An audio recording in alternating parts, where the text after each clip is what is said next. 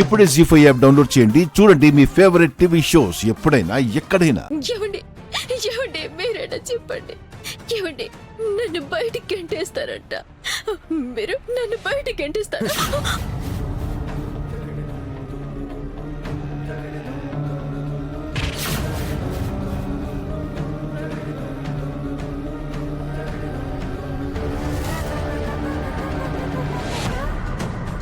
నడు బయటికి.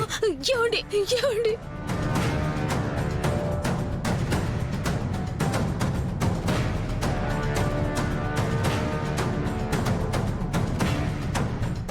మీ కాళ్ళు పట్టుకుంటాను, వదలండి.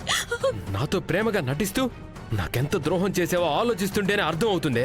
పద బయటికి. ఏమండి అల్లుడు గారు, నేను తప్పు చేసి ఉండానంటే నన్ను పంపించేయండి. యాడికొక అడికి వెళ్ళిపోతాను, కానీ నా కూతురు బతుకును అన్యాయం చేయొద్దు. మీ కాళ్ళు పట్టుకుంటాను. అనుకుంటే నిన్ను కూడా బయటికి పంపించా. హ,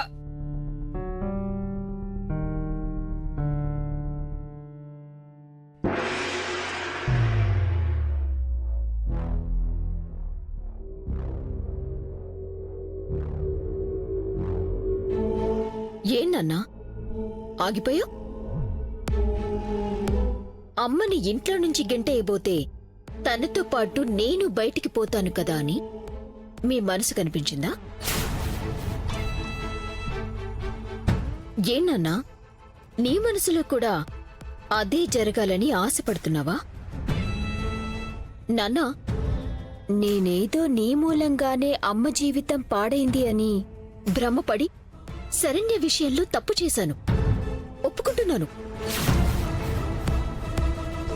కాని అది మనసులో పెట్టుకుని నువ్విలా చేయటం ఎలా న్యాయమవుతుంది నాన్నా?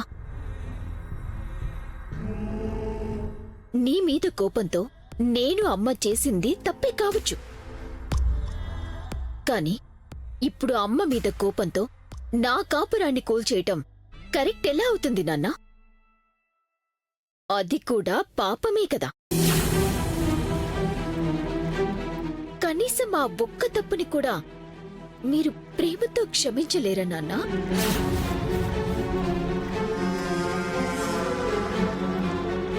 ప్లీజ్ నాన్నా, ప్లీజ్ నాన్నా.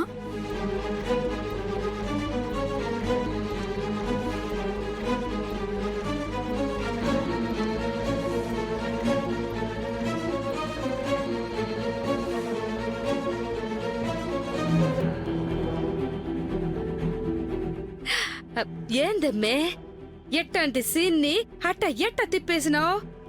మరి ఏమనుకుంటున్నావమ్మా?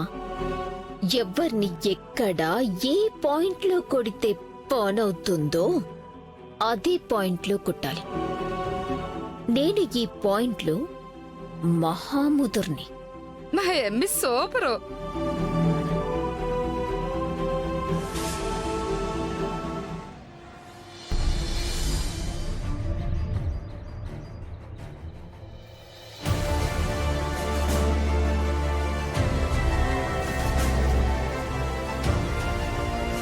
అమ్మ నా గురించి ఏమనుకుంటోంది సమీరా?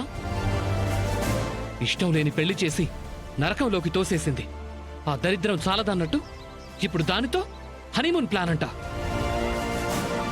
మళ్ళీ ఈ విషయాన్ని నాతో చెప్పకుండా ఇంట్లో కుటుంబ సభ్యులందరితో సమావేశమై అధికారికంగా హనీమూన్ బిల్లు పాస్ చేసిందట. అయినా సమీరా, నా జీవితం మీద నాకే రైట్ లేకుండా అసలు నేను ఏం బతుకుతున్నానో నాకే అర్థం కావటం లేదు తెలుసా? ఒంటి మీద ఇష్టం లేని బట్టలు వేసుకోవడానికే మనసేమాత్రం ఒప్పుకోదే. అలాంటిది మనసుకు నచ్చని అమ్మాయి జీవితంలోకి వస్తే ఎలా ఒప్పుకోవాలి? తనతో కాపురం, హనీమూన్, ఛీ! ఎలా చేసేది? దానికన్నా ఈ ఒంటిని తగలబెట్టేసుకుంటే చాలా సంతోషం నాకు.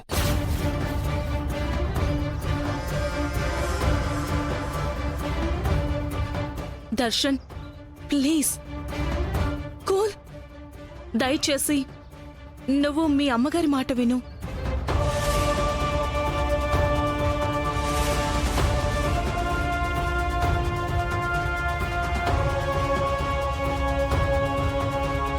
సమీరా, పిచ్చా నీకేమన్నా? పిచ్చి కాదు దర్శన్, ఇది స్కెచ్. ఏం చెప్తున్నావు?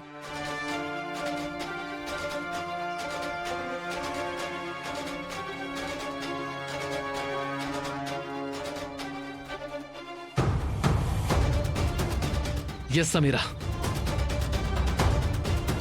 I love you. నువ్వు చెప్పిందే కరెక్ట్.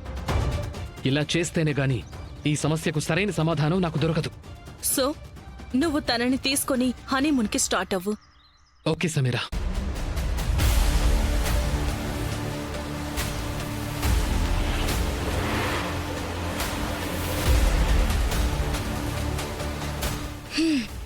దర్శన్, నువ్వు చేయాల్సింది నువ్వు చెయ్యి, నేను చేయాల్సింది నేను చేస్తాను. ఏదేమైనా నాకు నువ్వు కావాలి దర్శన్. I love you.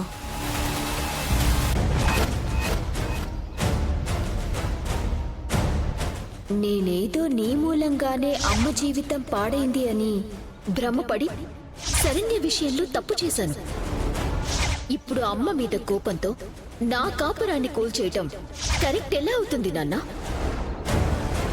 కనీసం ఆ ఒక్క తప్పుని కూడా మీరు ప్రేమతో క్షమించలేరా నాన్న? అన్నయ్య,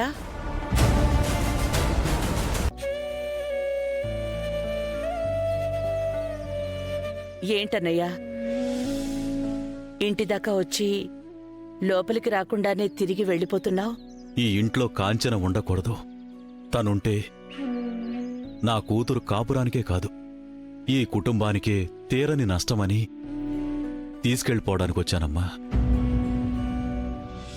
కాని కాంచన రానని మొండికేస్తుంది. బలవంతంగానైనా కాంచనను గడప దాటించాలంటే ఆ కాంచన వల్ల అనన్య జీవితానికి కూడా నష్టం వాటిల్లుతుందని తండ్రిగా ఆలోచించగా తప్పడం లేదమ్మా. అందుకే ఇక్కడి వరకు వచ్చి ఏమీ చేయలేక వెనక్కి తిరిగి వెళ్ళిపోతున్నాను. అమ్మా ఆనంద, నా సమస్య ఏంటో నీకు అర్థమయ్యే ఉంటుంది. నేను శరణ్య జీవితం మీ చేతుల్లోనే పెడుతున్నాను. ఇక పాల ముంచినా నీట ముంచినా ఆ భారం నీదేనమ్మా. అన్ని పరిస్థితుల్ని నువ్వే చక్కదిద్దగలవు. అన్నయ్య, మీరేం దిగులు పడకండి. ఈ సమస్యని చక్కదిద్దడం నా బాధ్యత. మీరిక ప్రశాంతంగా ఉండండి. ఆ కాంచన గురించి, కంచె దాటి చేను మేస్తున్న అనన్య గురించి నేను చూసుకుంటాను. వాళ్ళకి ఎలా బుద్ధి చెప్పాలో నాకు తెలుసు. అలాగేనమ్మా, నేను వస్తాను.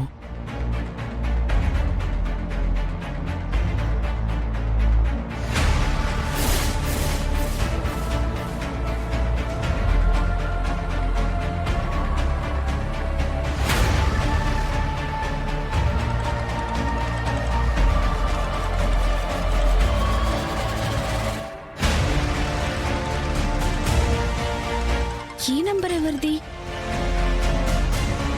జీ5 యాప్ డౌన్లోడ్ చేసి అన్ని ఎపిసోడ్స్ పూర్తి ఉచితంగా చూడండి.